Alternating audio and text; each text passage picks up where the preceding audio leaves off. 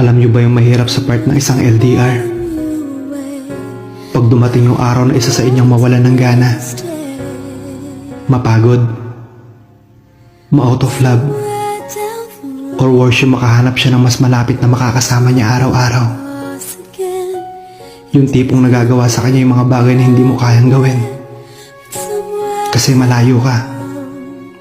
Yung nakakasama at nakahawakan siya. Hindi katulad mo.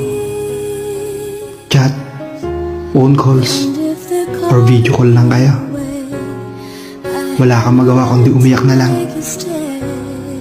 At hayaan na lang kung saan siya magiging masaya. Doon mo marirealize. Kahit ibigay mo ang lahat, kapag malayo ka,